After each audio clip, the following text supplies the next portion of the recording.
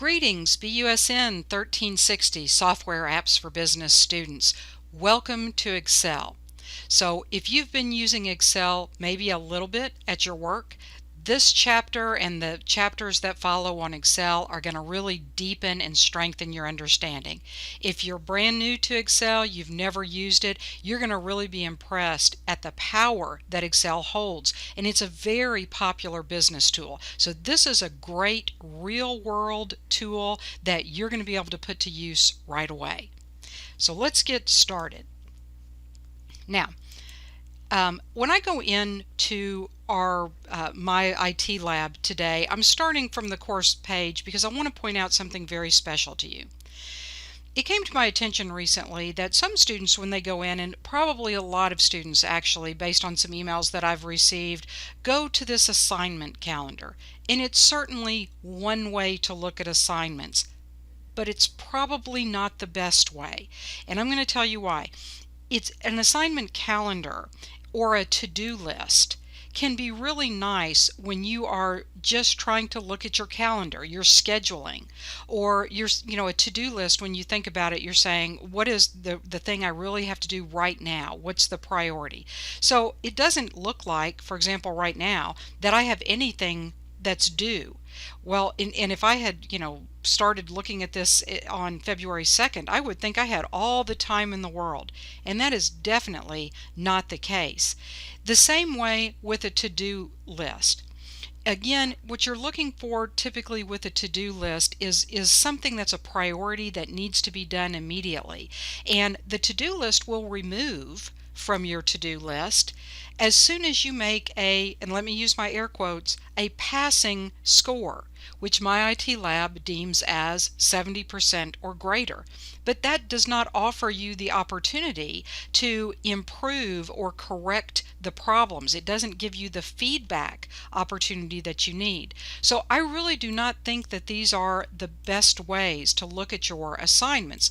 Instead, when you arrive at this My Lab IT, or commonly My IT Lab, because remember the web address is just simply myitlab.com and it'll take you straight into My IT Lab. Well, instead, do me this favor. Click on Course Materials. This is going to help you so much. If you click on Course Materials, you're going to see a bunch of folders. Now, some of these folders are reminders to you. They, especially in the early part of the semester, it was a reminder of some things that you needed to do. But some of them contain very important content and assignments. So I'm going to scroll down to Excel Chapter 1, because we're starting Excel, and I'm going to click that folder to open. When I'm in this folder, I see my assignments, and look at this, I also see the score. And that can be very important. When I see my grader, I'm going to be able to view the feedback that the grader has given me. Whether I've scored a 50 or a 65 or a 72 or an 85, I'm going to be able to see these consistently listed, and I'll see my grader and I'll see the score that I have.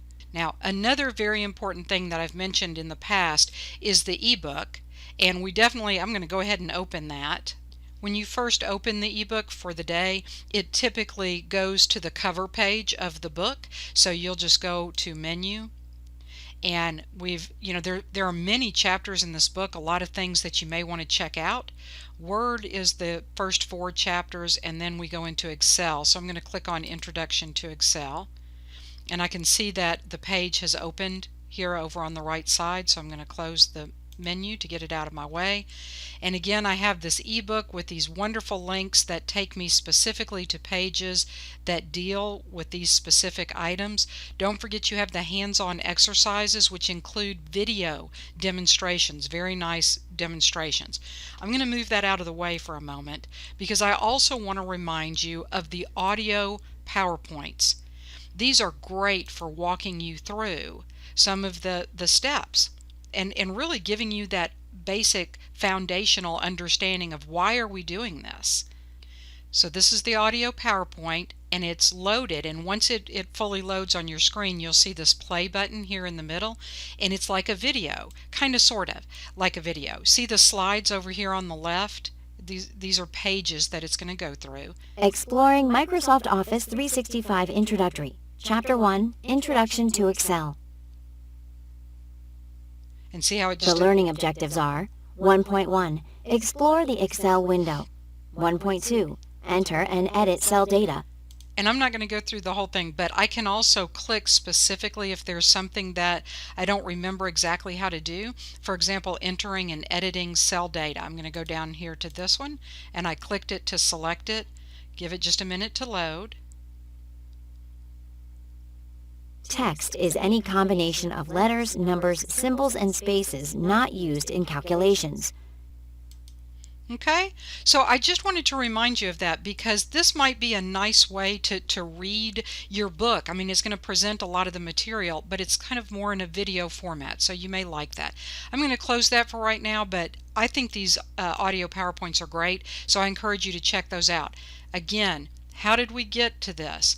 When we came into our course, I'm going to go back out, and we click to open the course. Previously, you may have gone to Assignment Calendar, which is really not the best way to approach this.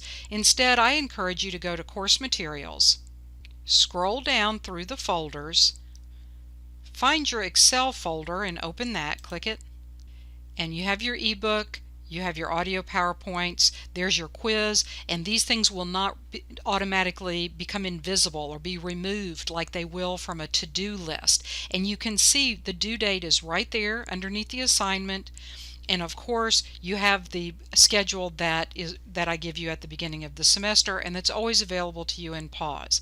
But we're here today to work on the grader, so I'm going to click that link. Notice a new tab opens in our browser. And when you click on Download Materials, once again, I would encourage you to download these one by one, not the download all files. Download all files does not simply download all 3 files one by one. Instead, what it does is it bundles those 3 files up, or however many files are there, and it zips them. And to zip files means that they are compressed. And when you're working inside of a file that is still actively compressed, you can experience technical difficulties. You won't have that problem if you instead just download the files one at a time. Now, I've taken the liberty to do that already, but I'll point out before I show you my downloaded files that you see your instructions, right? See the end of the file name here says instructions, and that's a Word document, and we can see that from the DOCX at the end.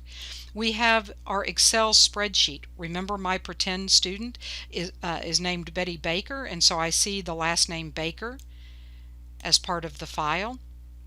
And it's an Excel spreadsheet, and we'll know that by this XLSX. Okay?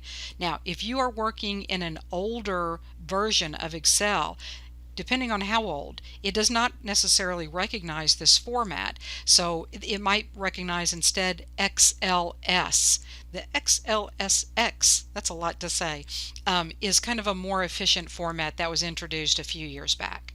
And then finally, we have a picture. Now, sometimes we will have pictures, and I can tell this is a picture because it is a JPG at the end, and that's pronounced JPEG, and we say we have an image or a JPEG file. Now, sometimes when the computer has given us JPEG files or picture files in the past, we have inserted those into our Word document, for example. And we will have some pictures that we will insert into our Excel files, like logos and things like that. But sometimes what they do is they provide us with a picture of what the finished product is supposed to look like. And that can be really handy because that picture is worth 1,000 words rule really applies in this case. So let's look at these files. I'm going to close this, and I've already gotten my files downloaded. Now, I keep my files on a little USB drive. I hope that by this point in the semester that you have a very specific place where you know you save your files and that you have them well organized. In that way, you're not going to submit the wrong file.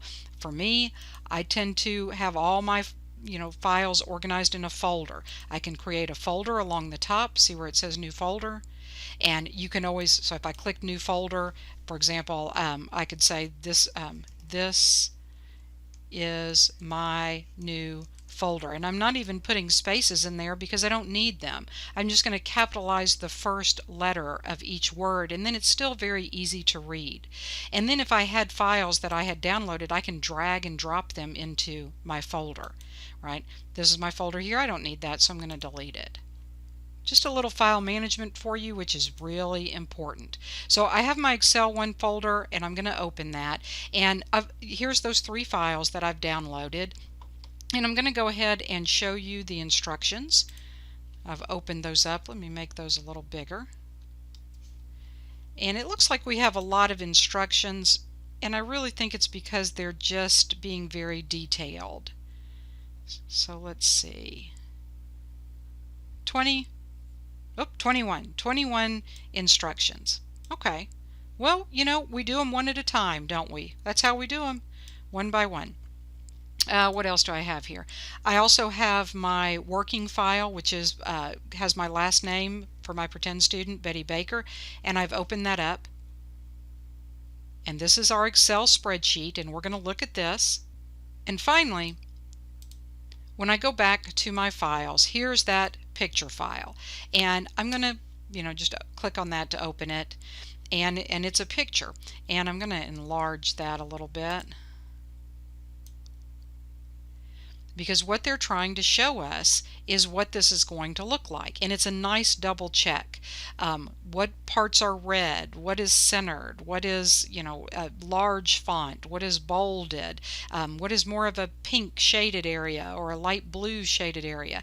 What exactly did they mean? And what numbers were supposed to result when we maybe did a few formulas in here? Well, this way we can see what it looks like, what the finished product looks like. So I'm going to close that picture, and let's get to work. This is my spreadsheet, and I'm going to go over to my instructions, and let's get started. So we've completed step 1 already. We downloaded our files and we've organized them. Step 2, you want to format the main title to have a consistent appearance to other documents and spreadsheets. Apply the heading 1 cell style to the range A1 through G1. So what I see here is A1 with a colon, the 2 dots, colon, G1.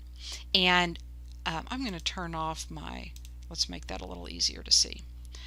Okay. A1, so this is a common way in Excel, in fact it's the way that we describe a range of cells. Since we really, when we select one cell and drag to another, it selects everything in between. We don't have to list all the cells individually, we just simply use that colon to indicate through. So A1 through G1. So I'm going to go over here, A1 through G1. Now, what I want you to see initially as we look at Excel is that it is different than a word processor. It's not a piece of paper that we start typing and it goes across and then it turns around and comes back. Instead, if you have ever used graph paper, or if you've ever tried to make a chart and you've gotten a ruler and you've drawn lines vertically and then you draw lines horizontally, that's what this is. And so everything that we do inside of a cell. And those cells are labeled. And we saw a little bit of this when we started to work with tables in Word. And the labels are assigned based on which column. The first column is A, B, C, and that's always the first thing you mention. You never would mention a number first. You would always say A, B, C, D, E. It would always be the letter first. And then you give the number. And that tells the person. So if I said find cell P10, I would go across and I would look for the letter P, and I would go down until I got to about 10. Now, you may already be saying, I can't really tell if that's cell P10 or not. And your book, and see I clicked the wrong one, your book gave you a really good tip for verifying or even moving to a particular cell. And they said to look up in this upper left-hand corner. And do you see that this says P9? And I said I was going to click on cell P10, and I got it wrong. And I can immediately see that I got it wrong by this is called the name box. I can tell that by looking at the name box, and I can also tell by looking at some indicators that Excel gives me. I can tell that I'm in column P because the letter P, specifically the label, is a little bit darker. And when I look across, the number 9, not the number 10, is a little bit darker. So I know that I'm in the wrong spot because I wanted it to be P10. So now I can see P, I can see 10, and I can confirm that in the name box. Of course, I could also have just used the name box. And as I do this, I want to give you some extra tips. My mouse is on my worksheet right now. It's just hovering above, and you can see it there. And it looks a little different than it did in Word and in a lot of other places. It's not a pointer, it's a plus sign. I call this puffy white plus sign, and that's very difficult to say. Puffy white plus sign. And that's what the mouse kind of looks like in Excel until it changes. And every time it changes, that's an indicator to you that there's something I can do, because the mouse just changed, and that means that there's something I can do. So for example, when I move my puffy white plus sign, my mouse, up towards that name box, do you see that my mouse now looks like what's called an I-beam, because it looks like the letter I, or it looks like a construction I-beam. And what that symbol means, and you will find this to be true no matter what application you are using. Is it Word? Is it Excel? Is it PowerPoint? You know, this class is called Software Apps, Applications for Business. Software applications for business. So what we learn in one application will often carry over to other applications. So this is good to know. When I see this I-beam, it means click to type. Okay, so you've learned some things about the mouse already. Right click always produces a menu. The menu is always relevant to whatever you right click upon. Okay, so now you've learned that when this mouse changes and it looks like an I-beam, it means click to type. So when I clicked, it highlighted, it shaded, it colored, it put in blue the content that was already in there, and that means that it is selected. So when I type, it's going to replace whatever's there. I don't need to delete it because it's selected, and when I start typing, it's going to replace what's there. So you're already learning a lot. We haven't even started the grader. Okay, so P10 is currently selected, and let's say that instead I wanted to move to cell, how about J7? So I just typed J7. The capitalization does not matter. And when I hit enter, and in Excel, whenever you are done with the operation, whenever you are done typing, you have just entered something into a box. Whenever you are finished entering something into the box, you're going to hit the enter key. Okay? Remember that. Very important. And hopefully you noticed on my screen that when I did that, I'm going to move my mouse, the new cell that is selected is in fact J7. And that cell is selected, and I know that because of the green edge that goes around it. It's not selected in the sense that it's shaded, it's not colored, it's not blue, it's not purple. It doesn't have that shading on it. It just has the green border. So what I'm going to encourage you at this point, I'm going to save you a lot of grief if you'll remember this, is I don't want you to look at the shading when you're working on your spreadsheet. I want you to look at the green border. That's what tells you what's selected. And I'm going to explain to you in just a moment why that's important. The second double check that I'm going to give you is I want you to look at how Excel is telling you what is selected. That is really, really, really important, because if I was going to select, let's say the cells, how about I2 through I10? I'm going to click, and when I say click, I'm not letting up. I'm actually pressing my mouse key. Which mouse key? Always the left one, unless somebody specifically tells you to right click. So I've pressed and my mouse is still held down, and I'm dragging, and I forgot what I said. Did I say through 10? Okay.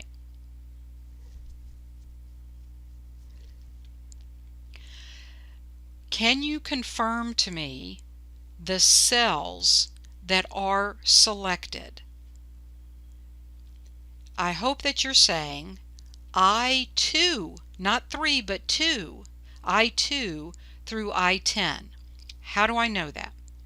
Well, when I look at the green border, that green outline, I see that it goes all the way up around the second cell.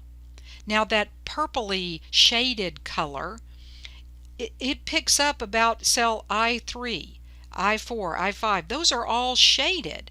And what a lot of students get tricked into thinking, a lot of people do, a lot of people who are new to Excel make this mistake, but you're not going to, because I'm giving you the insider goods here, is they think that first cell, I2, they say, why isn't that selected?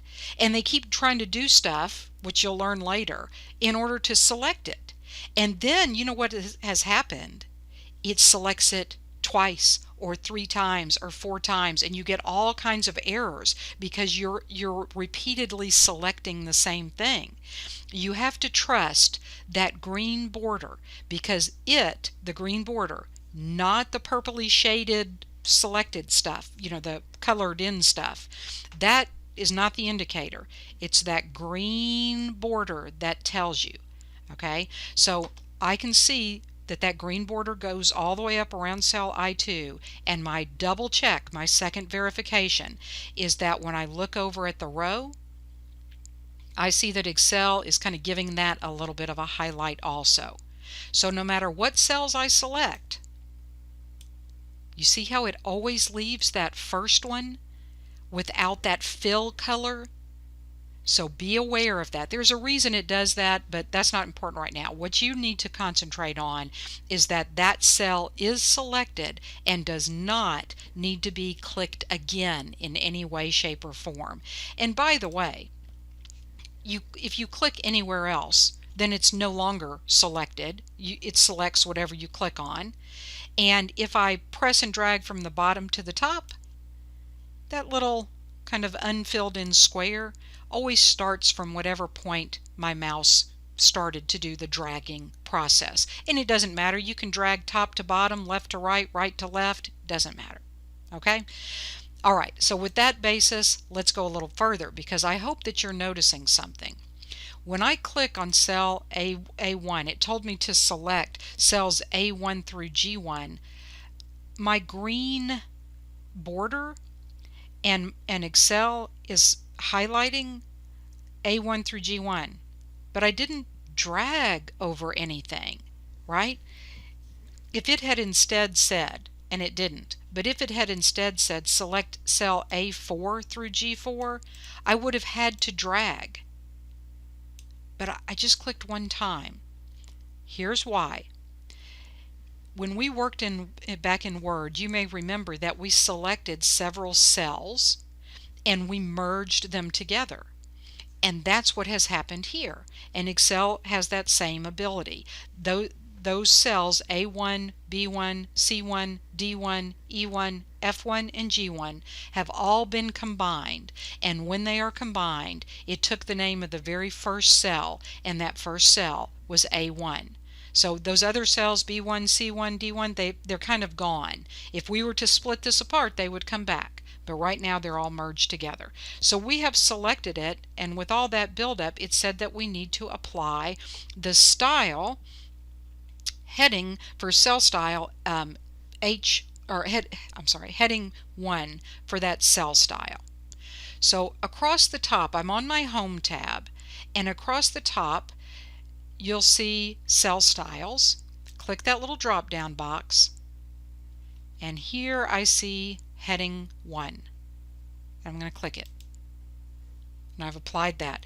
Let's go back to our instructions, and that was step 2 with a lot of extras to help you understand how to navigate in Excel. So now we're starting step 3, and it says you want to apply a similar complementary style to the date, which is below the main title. So they say apply 20% accent 1 cell style to the range A2 through G2. And remember that colon always means through, A2 through G2. So I'm going to click A2, and look at that. The green border goes all the way out to G, and Excel is confirming to me with the shading up here on the column headers, the label of the worksheet, that G is selected. So A2 is the one cell, and it has been combined with B2, C2, D2, E2, F2, and G2.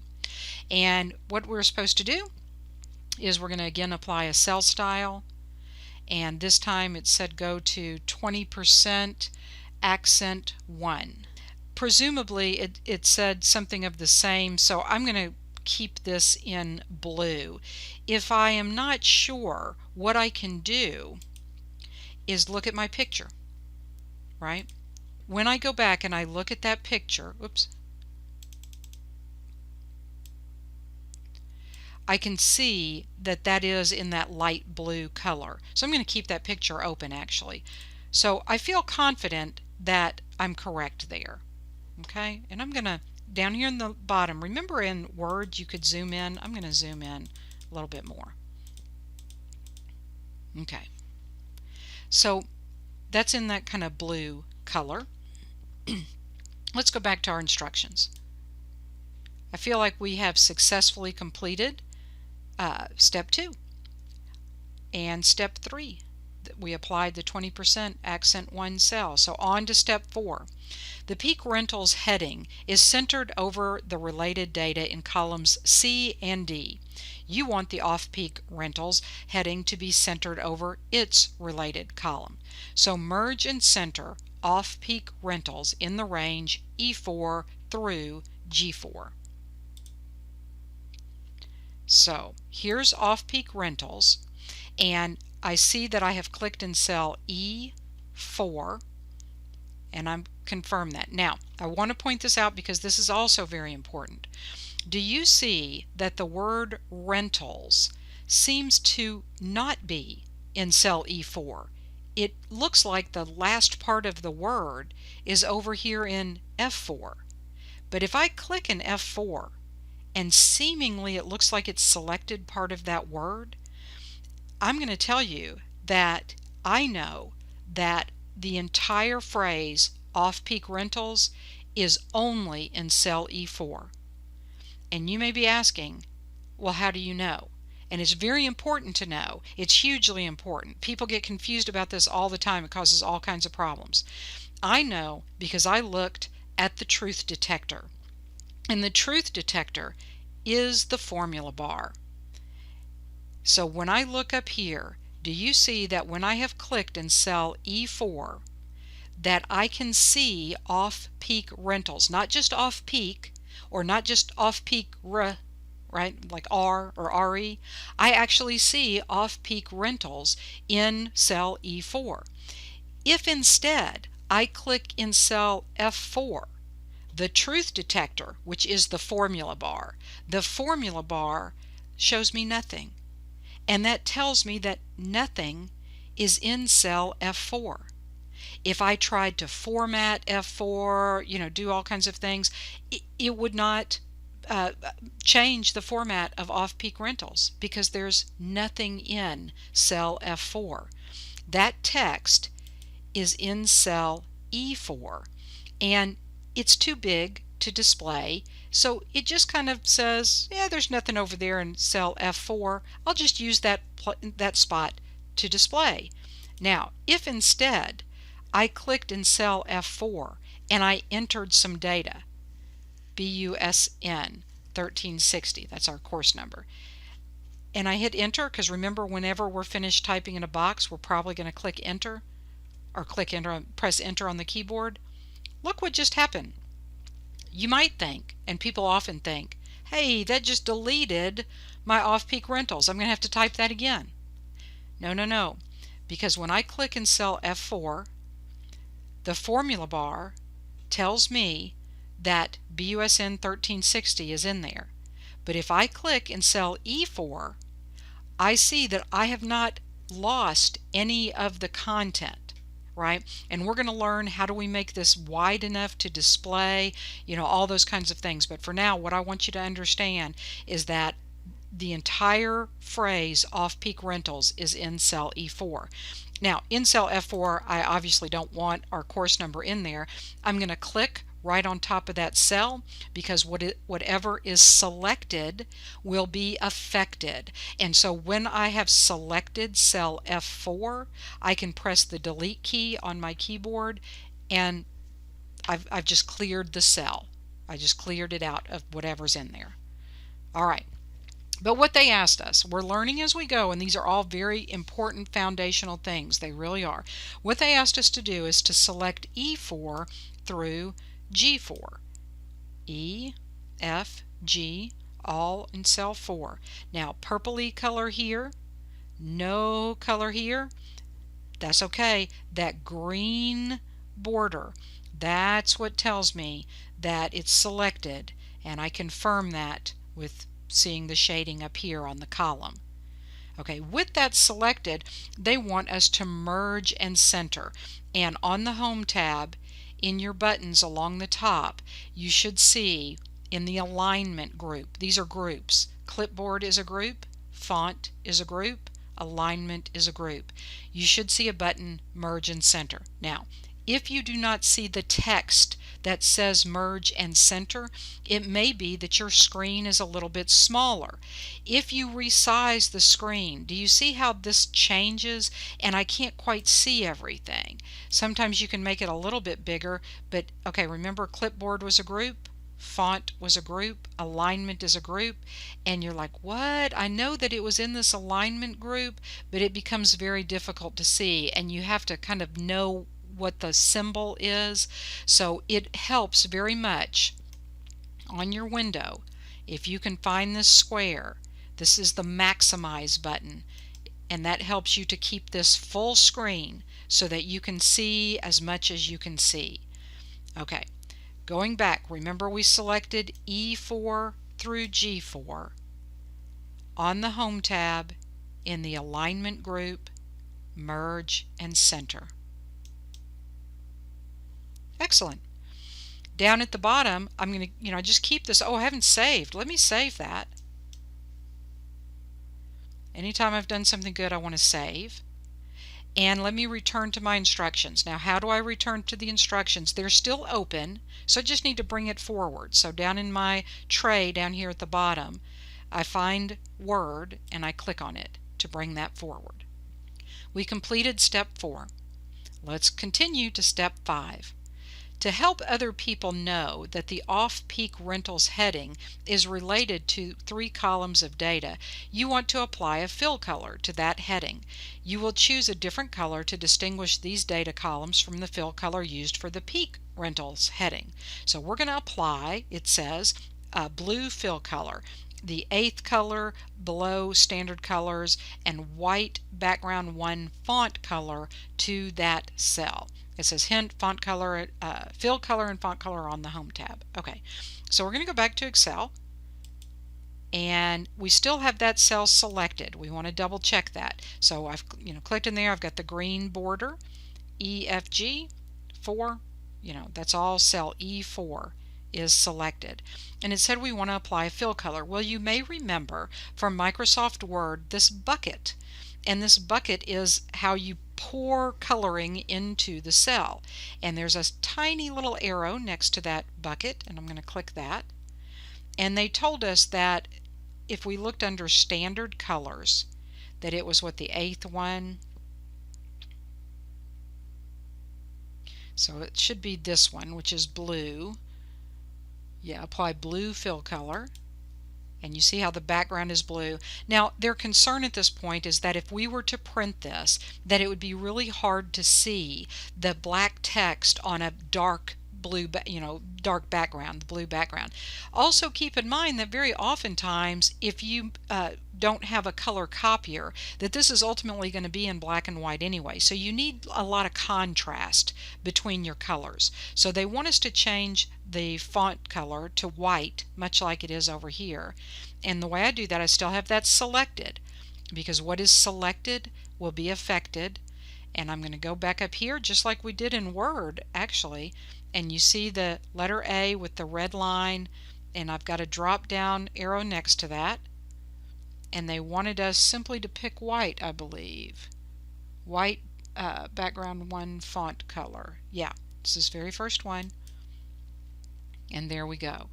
That looks right to me, so I'm going to save, and I'm going to go back to my instructions. Keeping Excel open, I just click Word to bring those instructions forward. But all these things are still open. Word is open, Excel is open. That's the beauty of Windows, is we just bring this window forward and then we bring the next window forward. But they remain open. We just change what our focus is on. We say, hey, I want to focus on the instructions. Bring that forward so I can see it. So here is step number 6. It says 3 headings do not fully display on the 5th row. Instead of widening the columns, you want to wrap the headings within their respective cells. This will enable you to maintain the column width appropriate for the data below the headings. So center and wrap the headings on row 5. Okay, keeping the instructions open, I go down to the tray, click on Excel to bring that forward. Okay, so here's what they're talking about. I can see number of units. And when I click on cell B5, I can see in the formula bar number of units. When I click on C5, it says per day. That's all that's in that cell. I can see that up here. When I click on D5, I can see it doesn't quite look right. When I look up here, it says maximum revenue. So that's really what should be displaying in that cell. But I can't read all of it. Now, per day is okay.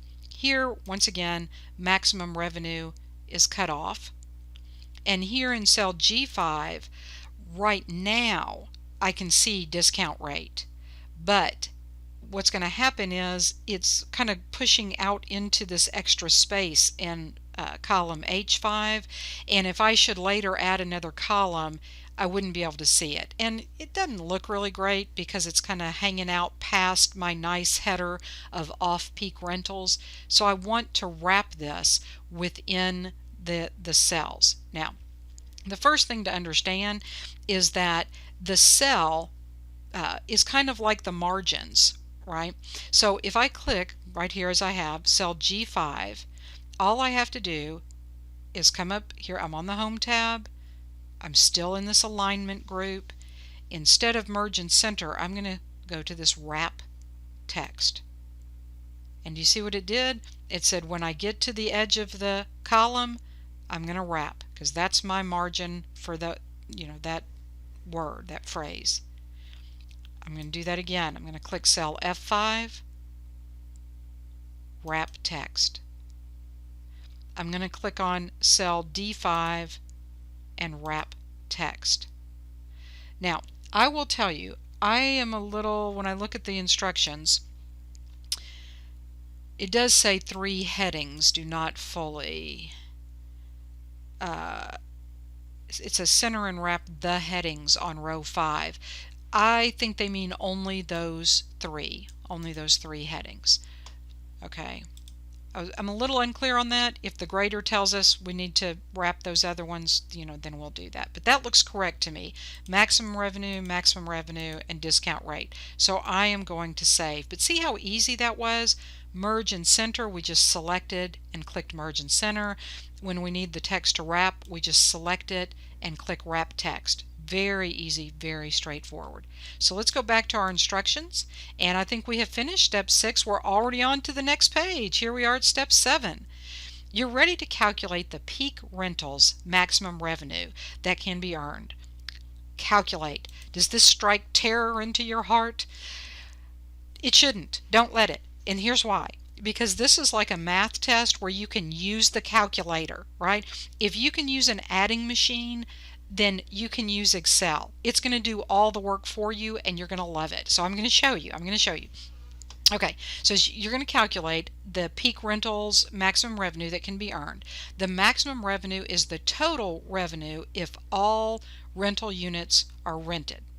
Okay, in cell D6, enter a formula that calculates the peak rentals maximum value. And they say, hint, here's the formula. The formula is the number of units and that little asterisk, star, some people call it star. On your keyboard, it's above the number 8. Sometimes if you have a kind of fancy longer keyboard, you might have a number, number keys over on the side, and you'll see it there also. Works the same. If it's above the number 8, remember that you have to shift to get that. But that asterisk is multiply. That's what that means. It's instead of like an X, we use that, and that means multiply. So what they're telling us is that in cell D6, we are going to multiply the number of units times the daily rate. So let's go to our spreadsheet. Cell D6, I must click there, and they tell us that we need to multiply, what did they say, the number of units, which is 6, times the daily rate, and that's 149.95. Now, here is the power of Excel. Unfortunately, what some people do is they either look at the picture that has the answer, and they say, oh, the answer should be $899.70, and wrongly they type that value in. That's never what you want to do. Never, ever, ever. You know why? Because what if tomorrow we end up with 7 studio apartments? Then you will have to remember to come back in and change that number. And worse yet, you'll probably go looking for your adding machine, and you'll type into your adding machine or your calculator on your cell phone 7 times 149, and then you'll put it in there. And Excel could have done all that for you, just like that. You wouldn't even have to remember to do it, right? It'll do it for you. But we have to let Excel do it. So when you want Excel to work like a calculator, the way you turn on the calculator is with an equal sign.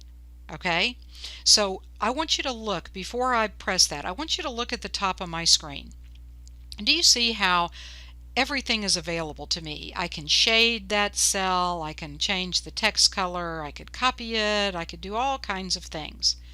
When I type the equal sign, do you see how they grayed out?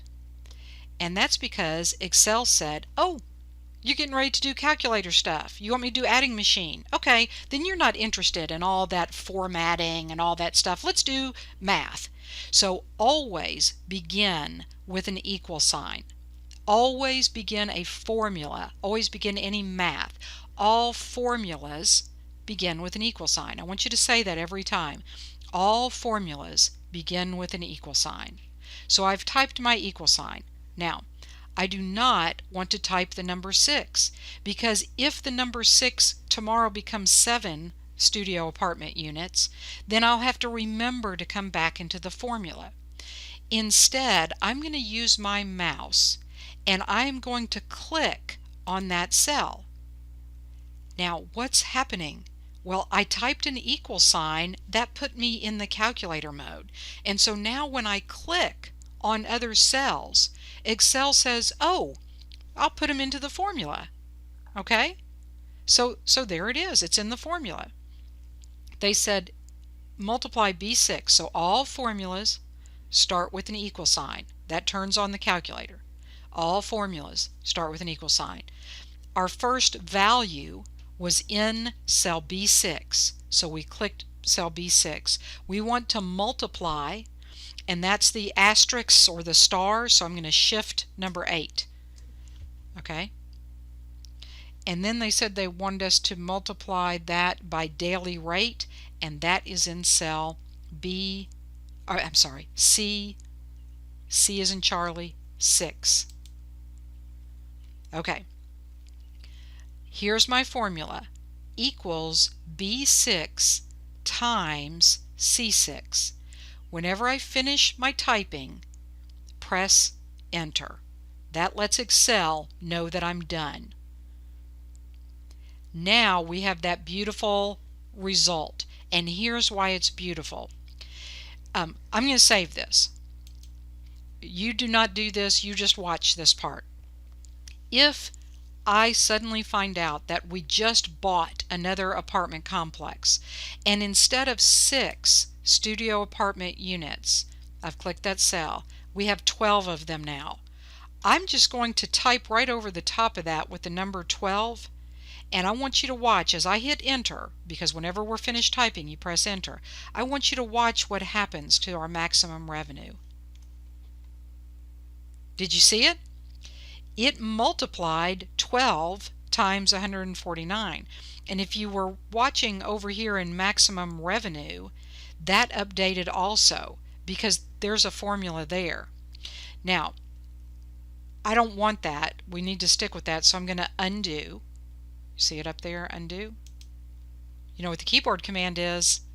Control Z. You can Control Z, that's undo, or you can click the undo button, right?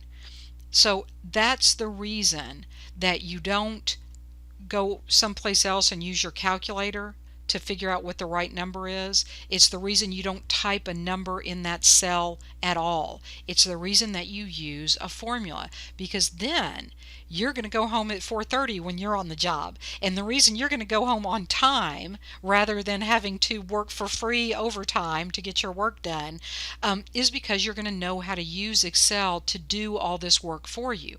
Now, I'm going to tell you one other tip that I have found very helpful for students as they learn. You will notice that people in your office or other students who are really good with Excel, they're going to drive you crazy. And the way they're going to drive you crazy is they tend to do this. They're just always doing this. They are clicking and they are clicking, and you are like, wait, what? How did you know that? I'm going to tell you what they're doing. When they click on a cell like D6, they are not looking at that 899.7. They're not looking at that at all. They are looking at the truth detector. They are looking at the formula bar. Let me start calling it the formula bar, because the formula bar tells you what's really in the cell, not what is going to be displayed when you print. It's what's really in the cell. Okay, so how do I know? When I said, okay, I want you to watch maximum revenue. When I said that I actually have 12 units, well, first of all, look at the formula bar. That's nothing more than a number. So I'm just going to type 12 instead of 6. And watch maximum revenue. I knew that that was a formula because it, first of all, changed automatically. And second of all, when I click on that cell, F6, what's really in that cell is up here. So I tend not to look at what I've clicked on. I tend to look at the formula bar. And everyone who uses Excel over any period of time will do the same thing. I know, I just worry that my formula is right. If my formula is right, the math is going to be right, the numbers are going to be right, as long as I've told Excel what to add, what to subtract, what to multiply. Now again, I don't want 12 there, so I'm going to undo that.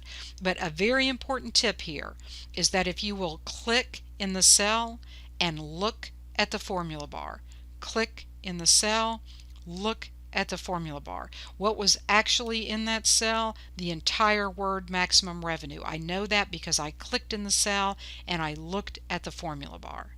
Okay? Huge tip. Lots of extras in this video. I hope they're helpful, and I'll remind you of some of these things. But even if you just catch one or two of these tips, you're going to build on them and you'll remember them later. We'll remind you of them later. Okay, so we're where we need to be, and we did save that. I'll save it again. Let's go back to the instructions. We completed step 7. Let's go on to step 8. It says the discount rate is the percentage off of the peak rentals per day used to calculate the off-peak rentals per day rate. It's so confusing when they write it out like that. The studio apartment rents for $120 off-peak, which is 80% of the $149.95 peak rate. Therefore, the discount rate for off-peak per day rate is 20%. Woo! In cell G6, enter a formula that calculates the discount rate. That's really what they want for the off-peak rental price per day. And they're telling us right down here what we need to do. Now, I want to point out, as you've read in your book, that this formula includes some parentheses.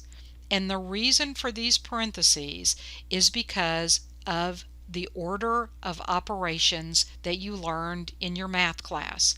Some people learn it actually back in grade school, and you may have forgotten this. I know the first time somebody brought it up to me, I said, I couldn't believe that I had forgotten this. I'm going to use this as kind of a whiteboard to show you.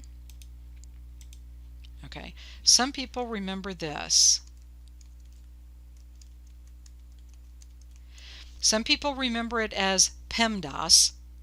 Some people remember it as please excuse my dear Aunt Sally. And it gives you the order of operations. Maybe let me type this up here. Order of operations. And when we say operations, we're talking about math. Now, let us not get all upset about math because I know it stresses many of people. I know that it does, okay? I'm going to tell you some stuff. This is just to give you an overview. Bear with me. Hang with me. The first thing that's going to happen is whatever is in, can I spell? Parentheses. So when I look at this formula, notice that it says 1 minus, and then they have this off-peak rentals divided by peak rentals, and that is in parentheses. So right away, I know that the very first thing that's going to happen is we're going to take the off-peak rental daily rate and we're going to divide by the peak rental daily rate because it's in parentheses. Now, if I had an exponent, which we don't, that would happen next. Like I raise something to the second power, to the third power, square, that kind of thing. We don't have one of those. I'm not really worried about it. What would happen next? Well, then we would multiply. I was going to type multiplication, multiply. Okay, that would happen next. Well, we don't have multiplication, but we do have division, and that's next. And you know from math class that multiply and divide, kind of the same thing, right? It's almost the same. If you don't worry about what I just said. Just focus on division comes next. So even if I did not have those parentheses, the first thing that would happen in this formula is even this 1 minus. See, we read from left to right, so we tend to think that the way the computer is going to do the math for us is left to right, but it's not true. All order of operations does is it says it doesn't happen left to right, it happens in this order. And so the very first thing that would happen is this division. It would divide this by that, whether we had the parentheses there or not. So you may be asking, then why put the parentheses there? You know why?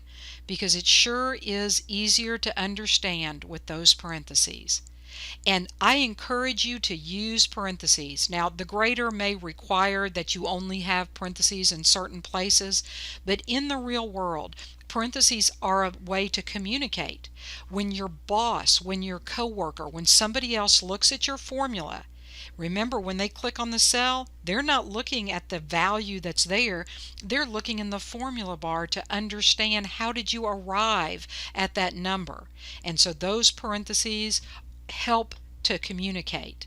So parentheses happen first, then exponents, then multiply, then divide, and the very last things that happen are addition and subtraction. So you want to keep that in mind, but I think what I would say more than anything is that parentheses help to keep things organized. But that being said, if you were, asked how the answer to, maybe the quiz question is what's the answer to this mathematical, formula, then you need to know the order of operations. Okay. Well, this is quite simply the formula that we have to enter in, and so let's just go do it. All right. I have my printed instructions over here, so I'm going to use that. So they're telling us in cell G6. So here's G. I'm going to go down to 6. I'm going to just verify. Yep, I'm in cell G6, and it says enter the formula. And how do we begin? Because if I just start typing 1 minus parenthesis and I say, oh, it's off peak, well, Excel says I don't know what to do with that. It thinks that that's text. So I'm going to click in that cell and I'm going to delete, because we didn't do the most important thing. We didn't turn on the calculator, right? When we want Excel to do the math, it's a formula. It's called a formula. And all formulas begin with an equal sign. We've got to turn on that formula math stuff in Excel, and we turn on that calculator with an equal sign. All formulas begin with an equal sign. So what does it equal? Well, they said 1 minus, and then they said parentheses, and they said the off-peak rental daily rate. Well, what is the off-peak? This is off-peak. Daily, that's per day. Rate, and that's this 116, but we're not going to type 116. We're going to click, because we're telling Excel whatever value is in that cell, that's what we want you to use. So equal sign, because all formulas start with an equal sign. 1 minus parenthesis, clicked on cell E6, divide by, and that's the forward slash, the one whose head is falling forward, forward slash peak rentals daily rate. So here's peak rentals per day, C6. Don't forget to close the parenthesis. Sometimes Excel will do that for you, but you might come out with better results if you remember to do it. Okay? Look good? Enter.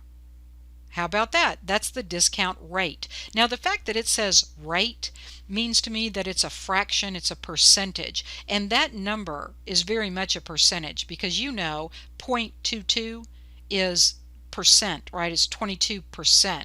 And in fact, in this case, if we move the decimal over 2, it would be 22.6%. So that sounds like a rate to me. What's your discount rate? Oh, it's 22.6%.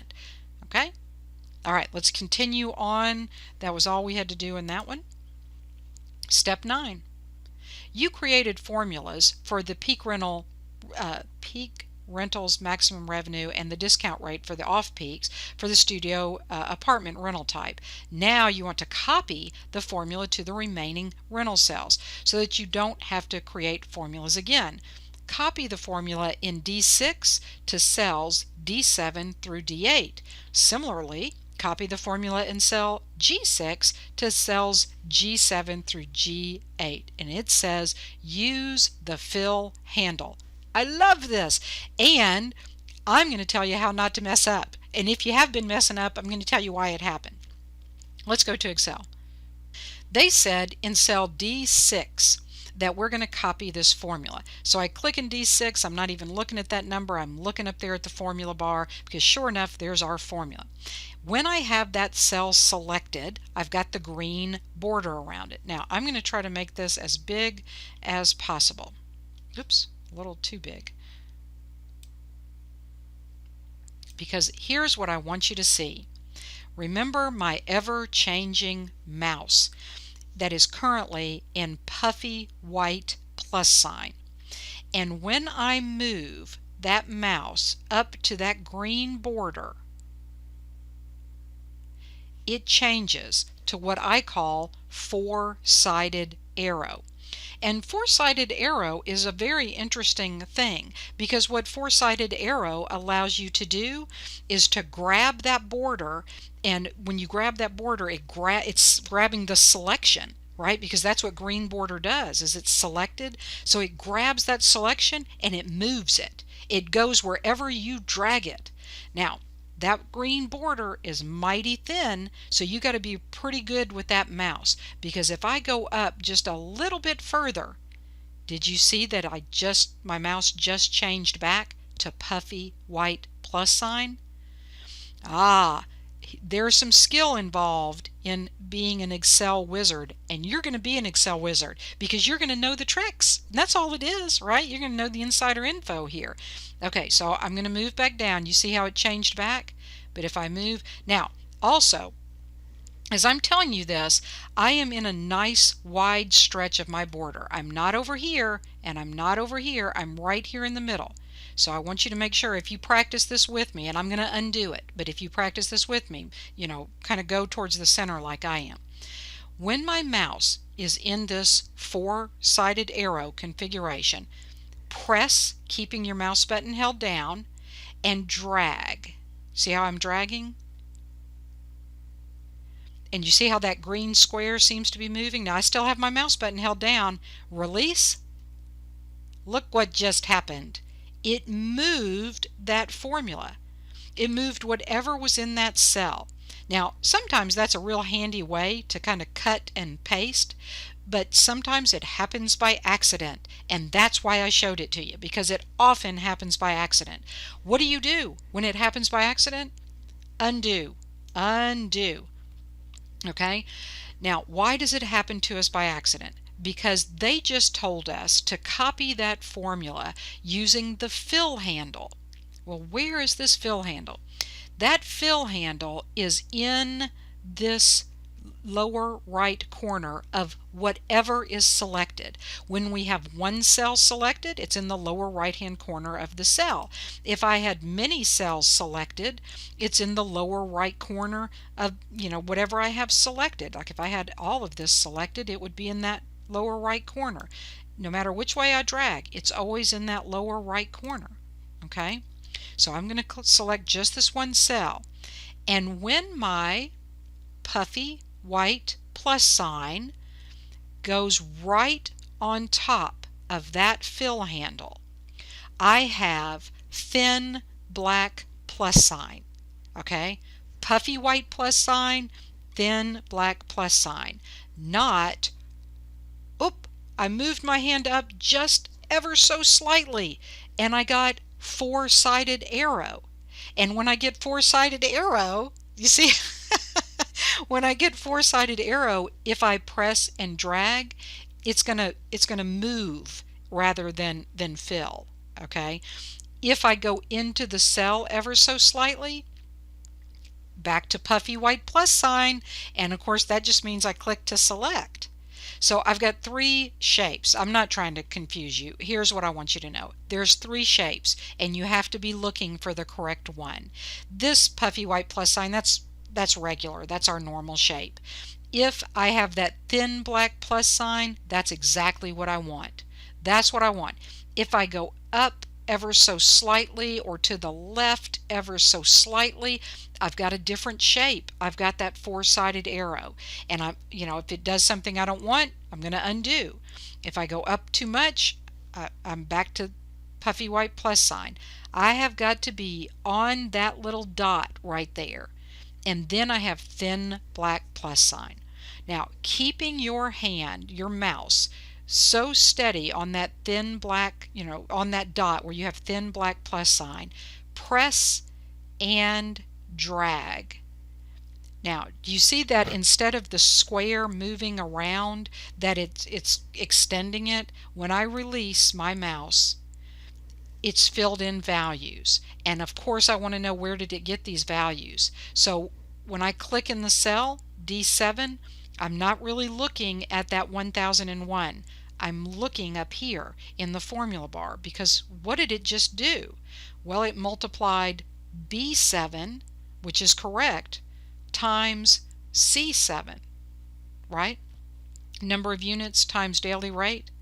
Well, when I copied it down to the next row, row 8, I'm not worried about the 900. I look up at the formula bar, and in the formula bar, I've multiplied B8, in other words the next row down, times C8. Isn't that smart? It understood from our formula D6, which multiplied B6 times C6, that when we copied that formula to the next cell to change those values, B7 times C7, change them again, B8 times C8. Wasn't that smart? We're going to do it again. They didn't say to change. Okay, remember how we did it? Click to select, thin black plus sign, press and drag. Check your values. The original value, E6 divided by C6. When I went down to row 7, E7 divided by C7. When I go down to row 8, E8 divided by C8. Do you see? If you got some kind of crazy results, undo, and you can keep clicking that undo button until you undo whatever went wrong. So what did I do? Clicked on cell D6, thin black plus sign, press, drag. Check. G6, thin black plus sign, press, drag.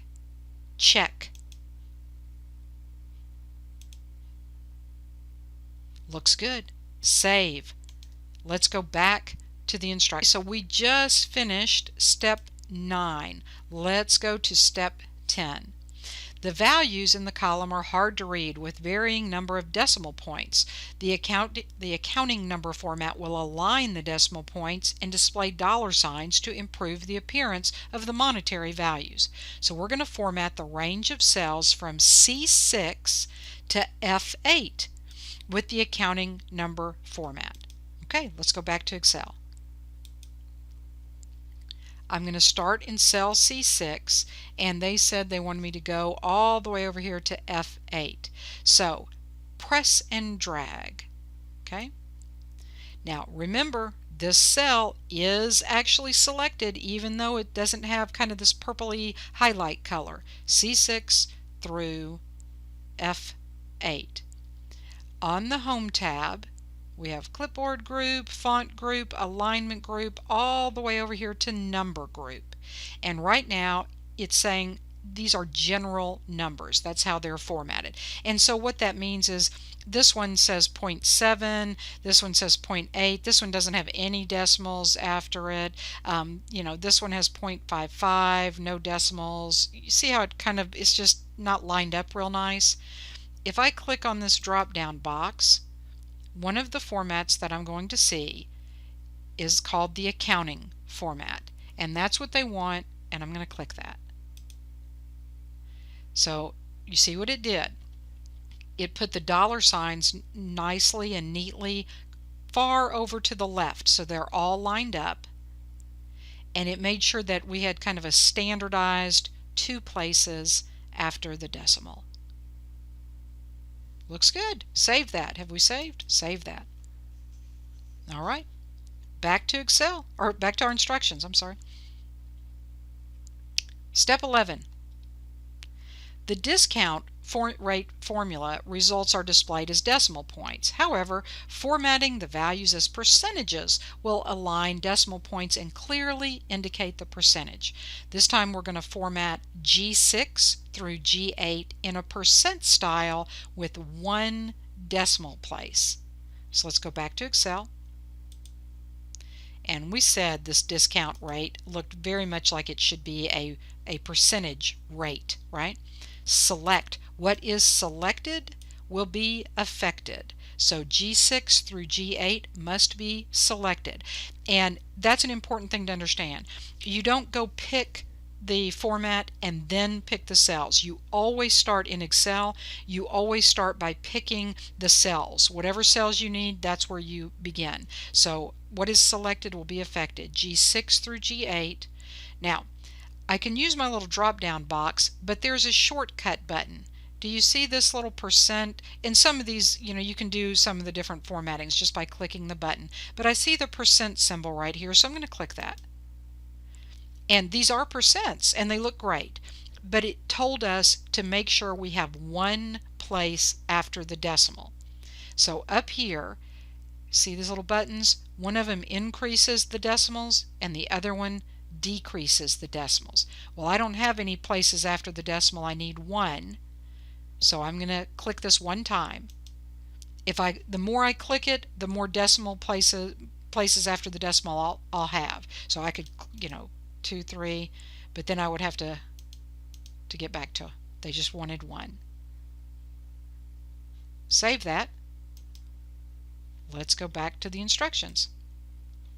Step 12. You applied a solid blue to the off-peak rentals heading, so you will apply a complementary lighter blue fill color to the data below that heading. They want us to apply blue accent 1 lighter 80% to E5 through G8. Back to Excel. E5 through G8. Now, what is selected? Is this per day? Do you think we forgot to select it? It's very, very hard to see the green. You see a little bit of it here. But what I can see is E5 are both showing that kind of purpley color. That's selected. Even though it doesn't show this purpley, it does up here at the column and it does over here at the row. So it is selected and I see that green. Okay, and they said that, let's see, we're going to go to our fill color, click on that little drop down arrow, and they wanted blue accent 1, what is that one? Okay, that's blue accent 1, 80%. So it looks like it's this one. I'm going to click that.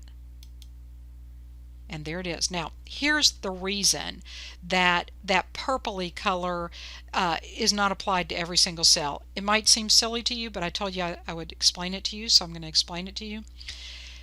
It's hard to see what that coloring looks like because it's selected, right? If I undo, it kind of looks like it's already shaded, doesn't it? And when I apply, redo, that blue color, I can't really see what it looks like except in the one cell that Excel said I'm going to leave this one clear so that you can see what the formatting truly looks like. That's the whole reason they don't fill in that first cell, is so that when you format you can get a better visual of what that color looks like. That's it. Okay, we've got our blue shading. I'm going to save that. Let's go back to the instruction. On to step 13.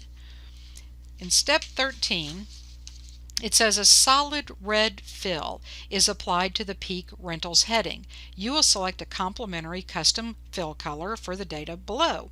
So we're going to select cells C5 through D8, and we're going to apply a custom fill color that's custom. Custom is the key word. Red 242, green 220, blue 2019, hike. Sounds like football to me.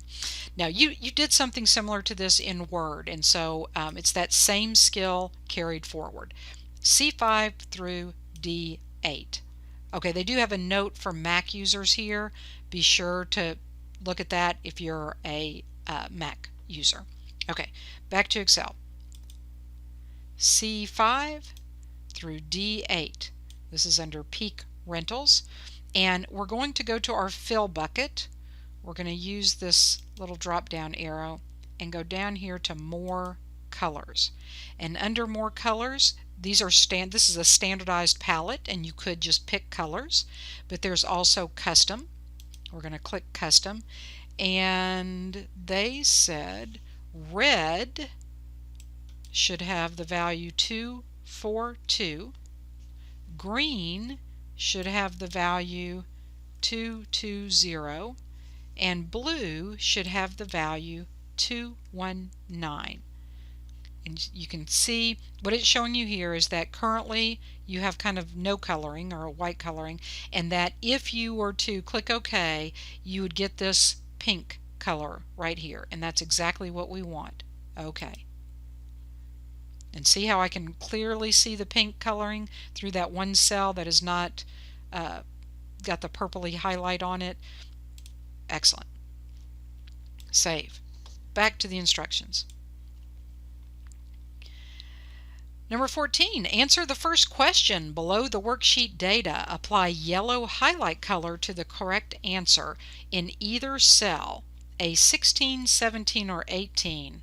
Oh, they've worked a quiz on us into our worksheet. No sweat. We're going to do it. Let's go back to Excel. I'm going to scroll down. Let me move over here a little bit. I need to zoom out just a little. Okay. Below the data worksheet. Did I go too far? Okay. Questions and answers. It says assume all 12 units are rented as you answer the following questions. So these are our 12 units. How do I know that? Well, first of all, you could probably say 6 plus 4 plus 2 is 12. But just as we're learning Excel, if I select all three of those cells, look down here. You see where it says the sum is 12? There's a count of 3, and if I needed the average, I see that the average is 4. Isn't that cool? Excel is always calculating, always doing that math for you. So you don't ever have to worry about doing the math. It's got it. It's got it going on. Okay, so those are our 12 units. It says assume all 12 units are being rented. Now it says, question number 14, which rental type generates the most maximum revenue for peak rental periods? Would it be, who generates the most revenue for peak rentals? Would it be studio apartment, 1-bedroom suite, or 2-bedroom suites? Well, we've got our handy dandy formulas for peak rentals. Who has the most maximum revenue? Well, because we have our formulas, I think it's kind of obvious, right? It may not be what you thought. You might have thought that the 2-bedroom suite was generating the most, but we have more of the 1-bedroom suites, and we have enough more that they're actually our big money makers. Might surprise you. You know, sometimes when we're managing, we try to make decisions from our gut without looking at the data, and that's where we make mistakes. And so Excel is very helpful in making the data available for us. Oops. So A17, oh, I'm sorry, I couldn't see that. It was so light. Here's my paint bucket, and they told us that whatever the right answer was, to apply yellow highlight color to the correct answer. So I think that that's what they're, yeah, and I'm picking yellow. See under standard colors where it says yellow?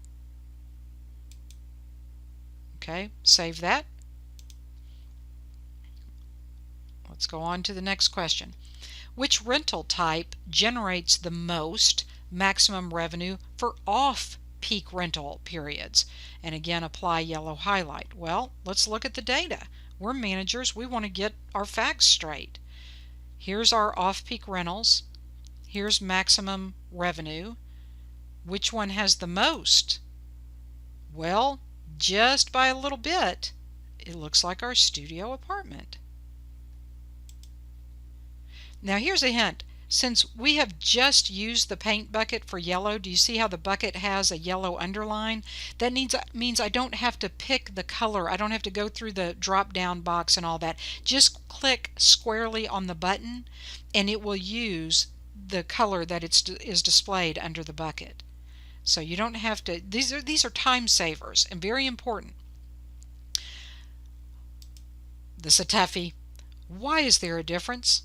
Why is there a difference? It says between, I'm assuming it means between the most maximum for peak and the most maximum for off-peak. It wants to know why is there a difference.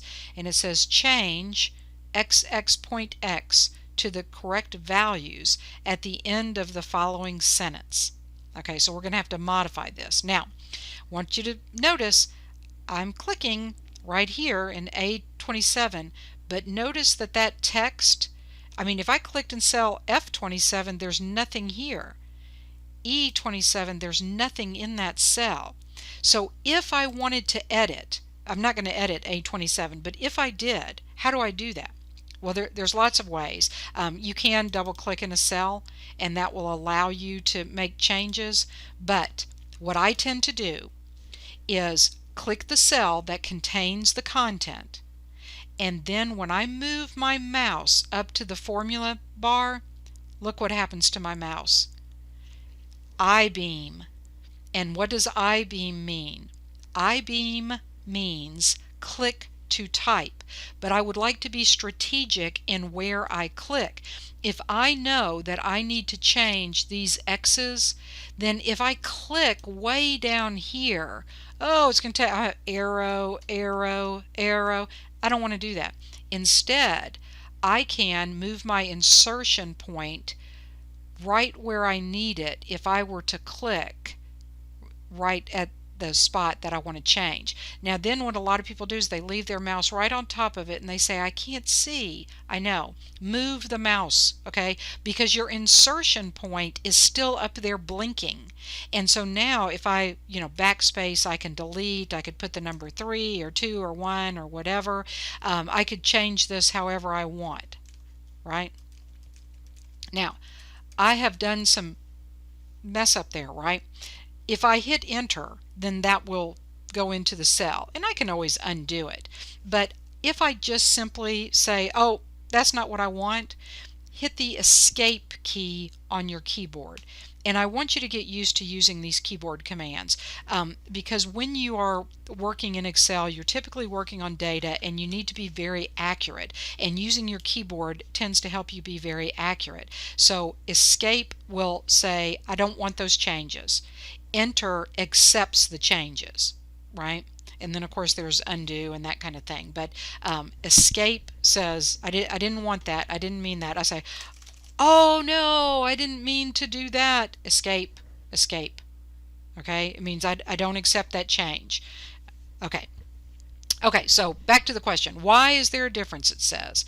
Well, they're starting to walk us through this, and they say the studio apartment is discounted only 22% for off-peak periods. So let's look at that. Studio apartment is discounted, they say, 22%, 22.6% for off-peak periods. Whereas, let me scoot this over a little bit more. Whereas the one-bedroom suite is discounted how much? Okay, let's go back up. The one-bedroom suite is discounted 30.5%. So I'm going to come back down.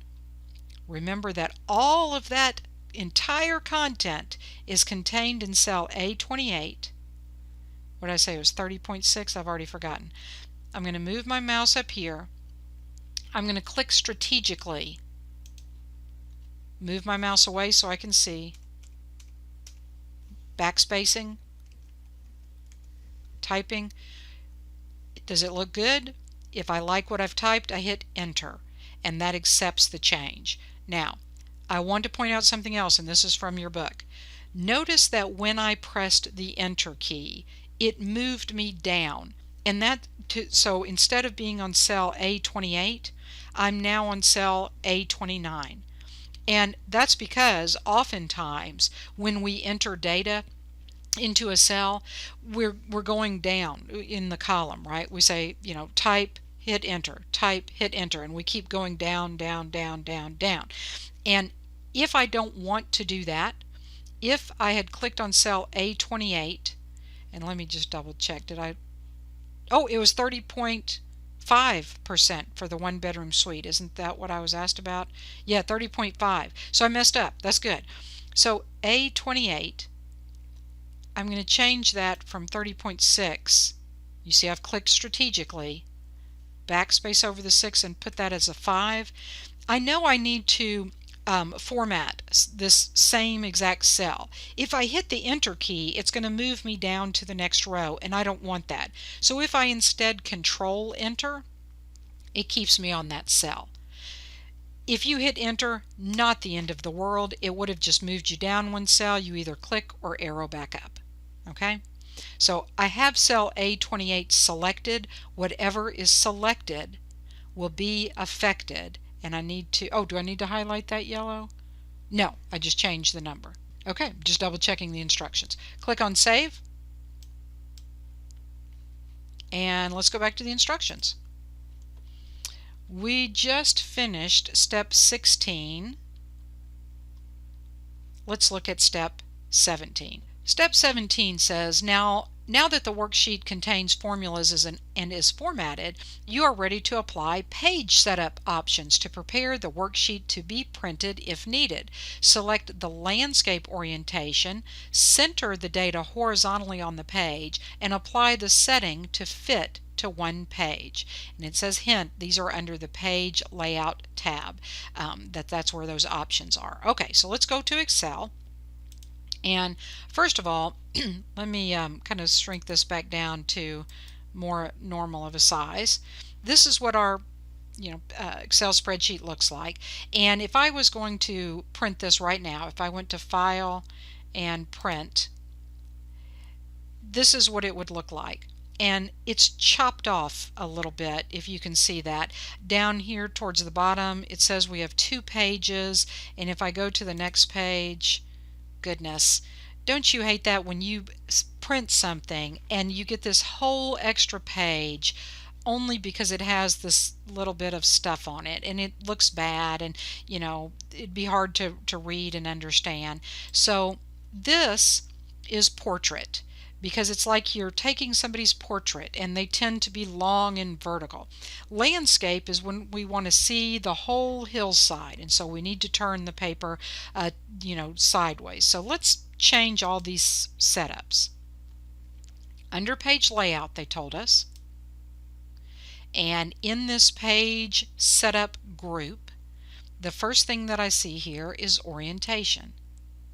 Click that, and I'm going to change to landscape. That was one of the things that they wanted. Now they also wanted, what am I on, 17? They wanted us to center the data horizontally on the page. Okay, because right now, let's just see what it looks like now. If I clicked on File and Print, it looks a little bit better, but it's only one page, and that's good. But it's smushed all over to this left-hand side. Now, maybe that's okay, but they want us to make it look a little different, perhaps a little better. So let's go back. And in this page setup group, there's a little pull-out button. See that? Page setup, let's click that. And let's see, we're already at layout there. Under margins, if you look down towards the bottom, center the data horizontally on the page, and they also want us to apply the settings to fit on one page. Okay, I'm going to first just do only this. Okay, let's click on OK. And it may not look like much has happened, but if you go to File and then Print, okay, so what have we done so far? We've turned the piece of paper sideways so that it's landscape, and we've centered it on the page. And so it may not look as centered, but this is the longest part right here, so that is definitely centered. So it maybe looks a little bit better. And they say that they want us to apply to fit to one page. Now, what they're assuming at this point is that it doesn't already fit on one page, and that tends to happen, okay, because people are going to add data to this spreadsheet, and things may get a little bit longer. So we're going to apply that as a setting. Still under page layout, here was page setup. I'm going to move over to this scale to fit, and right now it says it's going to print kind of as is. It's going to print at 100%. But if you click on scale to fit, see the little pull-out box there? Then in the scaling area, I can click Fit To, and it is by default going to say one page to one page. This is one of the greatest features. I use this constantly. And what that would do is if it did go just a little bit extra, it would try to, sometimes people will put a piece of two pieces of paper on a copier and they'll change the scale and they'll say print it at 90% of size or 75% of size, and you try to get it shrunk down. Excel can do that for you automatically. So you don't have to tape pages together and try to put them on a copier. Excel is going to shrink those down just by using this scale to fit, and you can tell it specifically how many pages, tall, wide, and get it just right. Okay, now it was already fitting on one page, but File, Print, just to show you, it's still at one page and it's centered and it's landscape. Okay, save. Let's go back to our instructions. We just finished step 17. Step 18. It is important to provide identification information in a footer of the worksheets.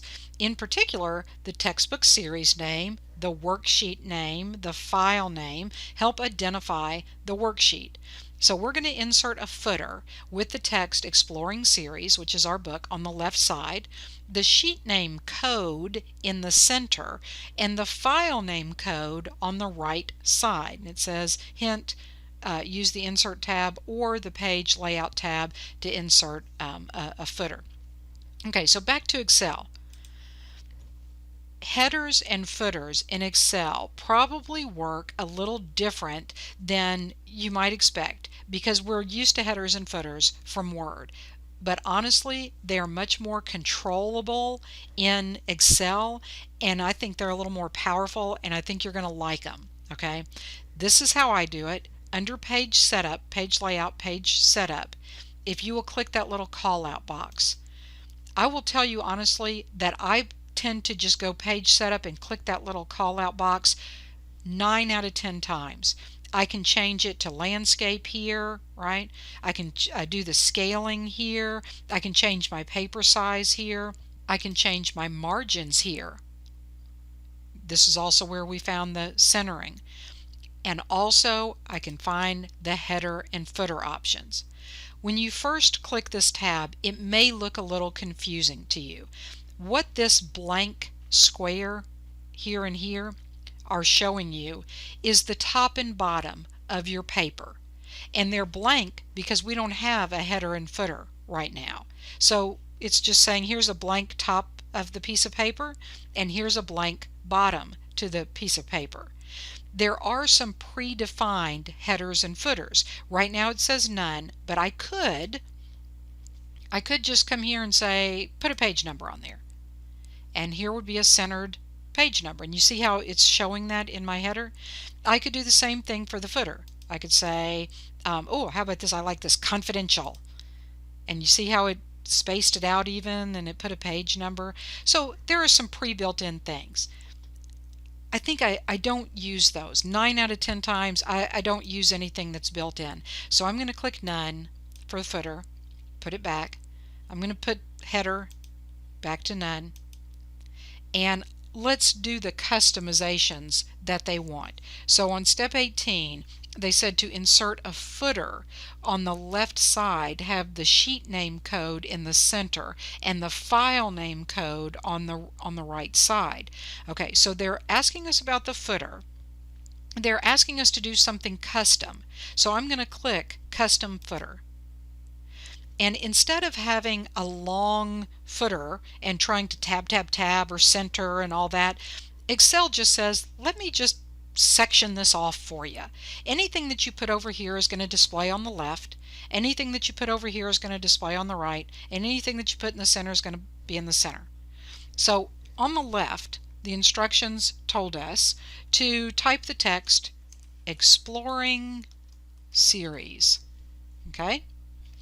And then it said, oh, the sheet name code in the center. So then we're going to click in the center. Now, when they say the sheet name, the worksheet, in our worksheet, if you kind of look down here towards the bottom, you see that the sheet name is rental rates.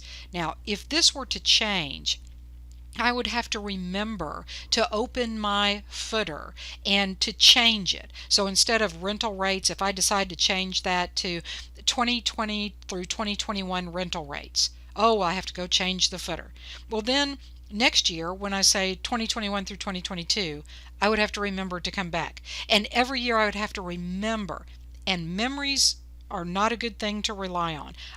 First of all, it's extra work, and I have to remember to do it. Instead, I want Excel to put that in there. So the way that I tell Excel to display whatever is on that tab is I'm going to use these buttons across the top. And one of these buttons, the one that looks like Excel, that's the file name. Now, that's not what I want, because that's going to be the name of my actual workbook, all the sheets, so the workbook. I want this one. This is the sheet name. And you could have typed this if you knew the code. It's ampersand, square bracket, type the word tab, close the square bracket. I don't like to remember those. I find it much faster just to click the button. Now I'm going to click in the right side, and they said put the file name code on the right side. Well, that is the Excel button, so that's going to be the name of my workbook. And see how the codes follow a pattern? Once you have that typed in, click OK. And in my preview area, it's saying exploring series, rental rates, and then they have my workbook name. Now, if I clicked on OK, it's going to save that. And I want to just show you how this will help you. I'm going to change the name of this tab, and I'm going to say 2020 through 2021 space. Whenever you change the tab name, you press enter to, set it up. And let's go back. Remember page setup. Remember we were on header footer. And look, you can already see how it changed it? So I will never have to remember to change that. It will automatically use whatever is on that tab. Now undo, because that's, redo. Oh, okay. It's not going to undo my tab. Let me change that back so I don't lose points. It just simply said rental rates. Save that, and let's just look again. Looks good. Okay, that was step 18. Let's continue on to step 19. To preserve the original data, you make a copy of a worksheet so that you can manipulate the data, or if you want to review the formulas. Create a copy of the rental rates worksheet, place the new sheet to the right of the original worksheet, and rename the new sheet formulas. Back to Excel. We're going to right click, remember, because right clicking always gives you a menu of whatever you've right clicked on, so make sure that your mouse is on that tab when you right click. The move or copy. Now you know the trick here, right? The trick is to not forget to click the copy button. That is very tricky. If you forget to click it, it will just simply move your worksheet, and you'll keep saying, why isn't it copying? So the first thing I always do is click that. Now it said to move it to the right, so that would be after. Basically I'm going to move it to the end. Click OK. If you somehow got it in the wrong spot, you can just drag. Press and hold the tab, and you could drag. Ours is in the right spot, so I'm just going to click on it. Now, there are copies. It's identical, so it's hard to tell. But rental rates number 2 is the one, and they want us to rename this, so I'm going to double click or triple click, whatever you got to do. It's in purpley color, which means it's selected, so when I start to type, it will automatically replace what's there. So all I have to do is, they want us to call it formulas.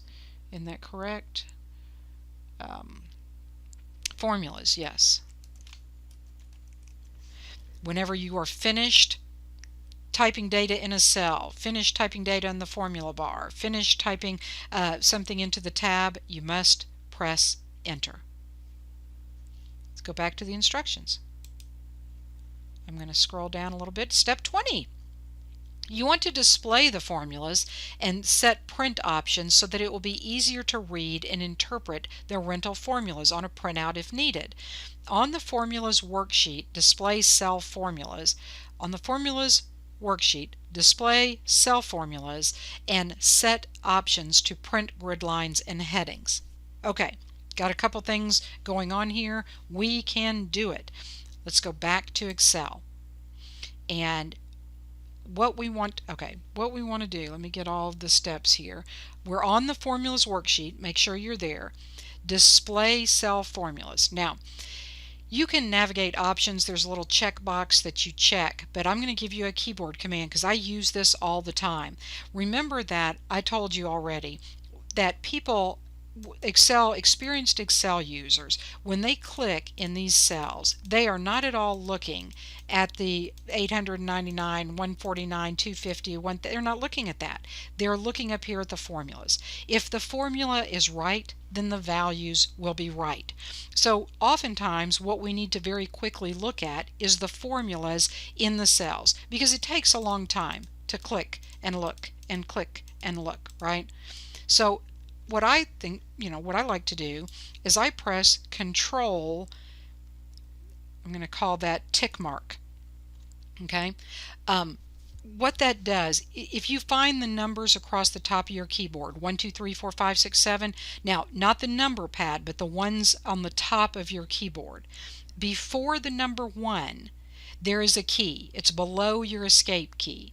And there's two symbols on it. There's a tilde and what looks like an apostrophe, but it's really kind of more of a tick mark because it's facing the opposite direction of an apostrophe.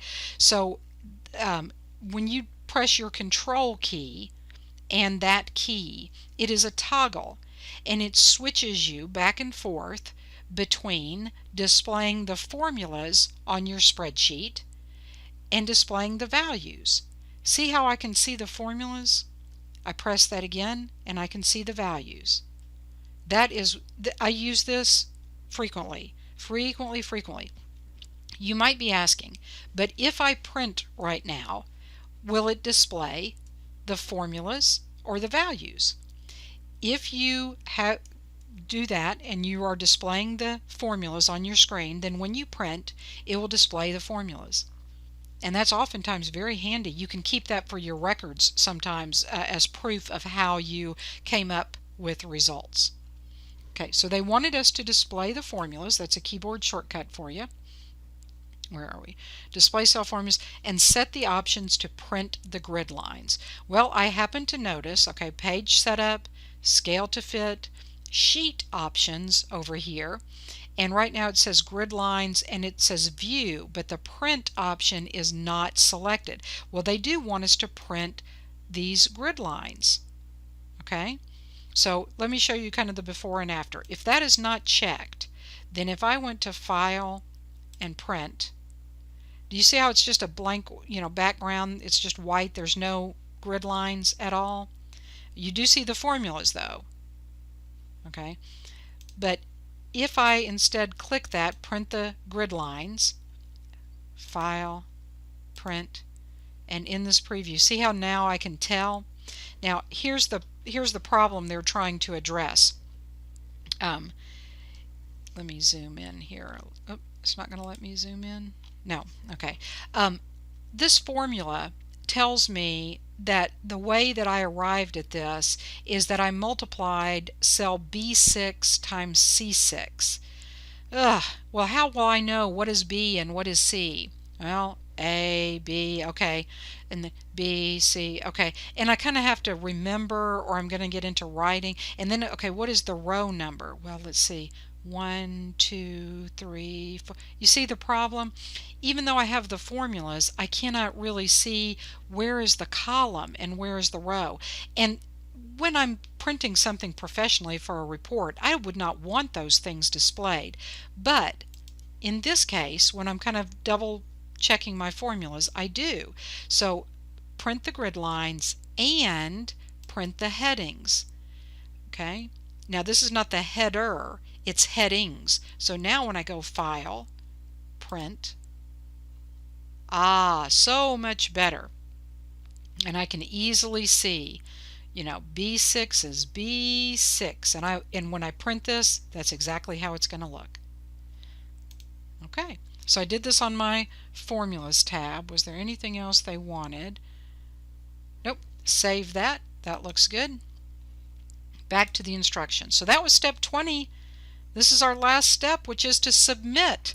So this is always that moment where we find out if we made any mistakes. Now, you can leave the instructions open, but whenever you are working on a document that you're going to submit for grading, you must close it. We've kept it open, but now I'm going to make sure I've saved it, and the X closes it. Now, the window that has my focus is Microsoft Word, but down in my tray I see Chrome, and so I need to click Chrome to bring that forward. And in particular, you see these two little windows. I need the window where I can submit. Okay, so we've already downloaded our instructions. I'm going to choose my file, and I've got to double check the folder. Where am I getting my folder? Well, not in the Word capstone. I need to go to Excel, and I'm going to make sure I get the little green one. This is for chapter 1, the one with my last name, Baker, Betty Baker. Open, upload, wait for success, submit for grading.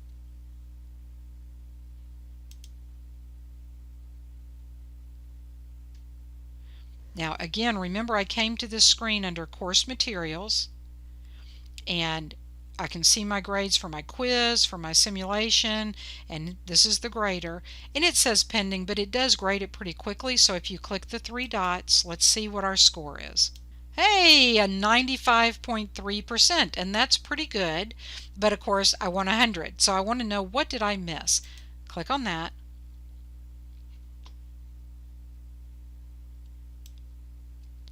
And let's see. Looks like step number 6. Let me just scroll through to see, did I miss anything else? Just step number 6. So what did I do on step number 6? Well, it says that this step is 6 points, but I only earned 1.2. I want to find out, so I'm going to click to expand. And it says in cells A5, the horizontal alignment was not set to center. I did not remember that. A5, B5, C5, D5, E5, F5, and G5. Goodness, I need to center those. And then it said the cells were not wrapped. Okay, this was one of the instructions I think I mentioned I was uncertain about. So what we need to do is we need to go fix the problem, and then we have to submit it all over again. So I'm going to go ahead and get ready to submit. So I'm going to click on Course Materials again. I'm going to scroll down to my Excel folder. There's Excel Chapter 1. Click to open.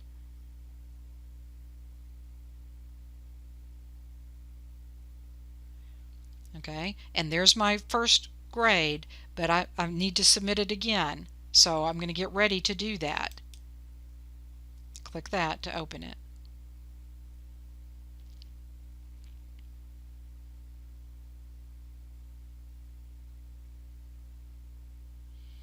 Okay, so I'm ready to submit, but I have not made the changes yet.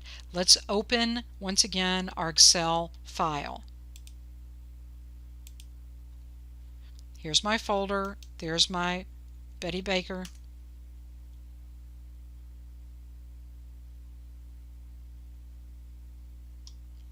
Let me maximize. Remember, the square is maximize.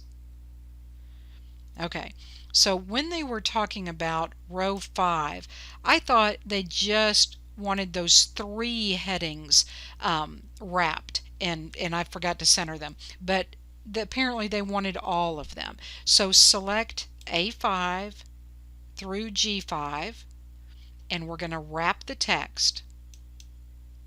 Okay, now they also wanted it centered, and when you look in this alignment area, you'll notice that there's a lot of different centering, and what these 3 buttons across the top indicate is, do you want it centered, vertically. So how do you want the content to display up and down? Do you want it to display at the top? If I clicked that, see there? Do you want it to display kind of in the center? Or do you want it to display at the bottom? Okay. Now they didn't tell us to change the top, so I'm going to undo that.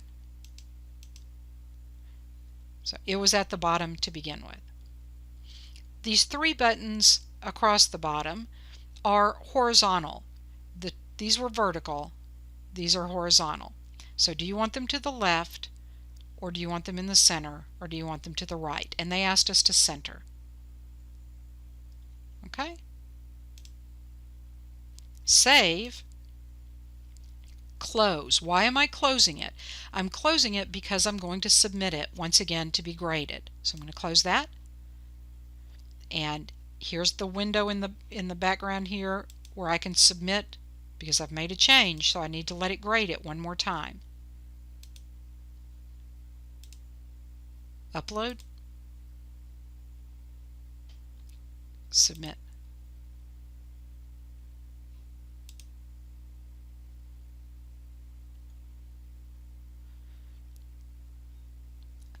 Now I can see this is my second attempt. I still have a 95.3, so I didn't do something right. Let's look. Click the three dots. I need to view submissions because I need to find out something I'm not doing right here. Maybe I should have looked at the instructions. Okay, so, oh, I actually went down. Goodness, what did I do wrong?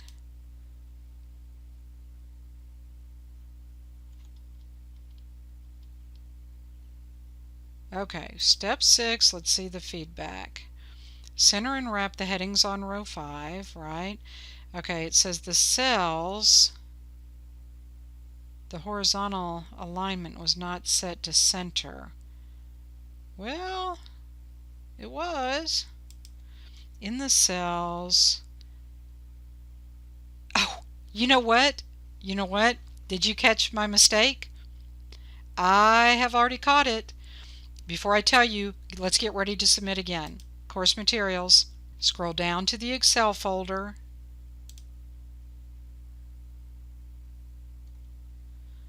Open the grader, and let's get ready to submit after we make the correction. I need to open my file again.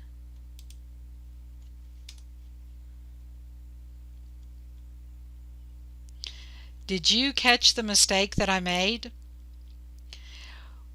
When I opened my Excel spreadsheet, it remembered the tab that I was on, and the tab that I was on was the formulas tab, and I actually should change this back to the formulas. I'm surprised it didn't get me about that, but they looked identical, so I didn't pay attention to the tab that I was on. I should have been on rental rates because this is the one that's being graded. So I need to make sure that I'm on rental rates. Select A5 through G5, and I'll go through it faster this time now that we're familiar. Make sure that they all have wrapped text, and then make sure that they are center aligned, and save.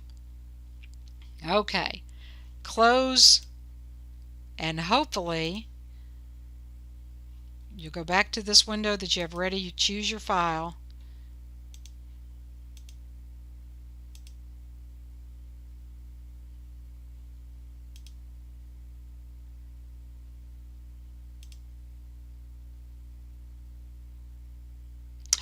Yay! I'm always so happy when I make a 100. So once again, we've earned that perfect score. And if you are only viewing your assignments through the calendar or through the to-do list, you would miss that important feedback that gives you the opportunity to identify the problem and improve your score. Imagine how important that is when you work on the capstone projects, for example, where you can earn a badge, right? Because you got to get a 90% there. So make sure that you take the time to go to course materials and to open the specific folder that we're studying. And that way you have access to the ebook, you have access to those audio PowerPoint presentations. These are resources that are not necessarily assigned, and so they won't pick up on your to-do list or on your calendar. So I think that's a very important thing. Plus, don't you want to just see those little trophies there? Isn't that just kind of fun? Okay. Folks, I appreciate you so much. This is the end of our Chapter 1 grader. You have gotten your perfect 100%, and we'll be talking to you again soon.